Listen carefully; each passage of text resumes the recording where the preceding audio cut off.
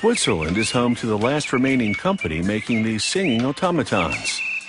The workshop crafts large ones that go in bird cages and small ones that pop out of boxes and clock cases. The first step is to adjust the bird's two spring-loaded steel rods.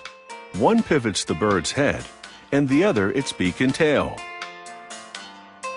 Then it's time to dress the bird's body. It's illegal to harvest real bird feathers, so the artist uses real antique feathers in a couple of key spots and realistic-looking synthetic feathers everywhere else. To craft the tail, she glues feathers onto stiff paper, then folds it over and adheres it to the bird. Then she adds more feathers, meticulously creating colorful layers. The plumage alone takes about 4 hours' work.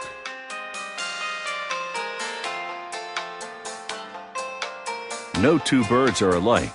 Each is a unique piece of art. In the technical department, they screw the wind-up key to the mechanical movement that animates the birds.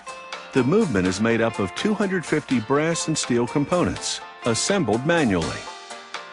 They connect leather bellows.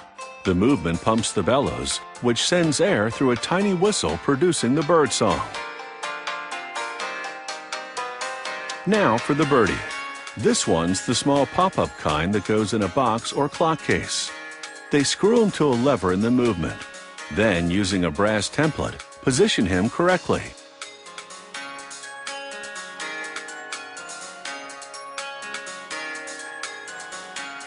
This rack gear moves the bird from side to side while he's up and singing. This pin attaches that gear to the movement. This lever pops the bird out of his nest, moves the rack gear, and pumps the bellows.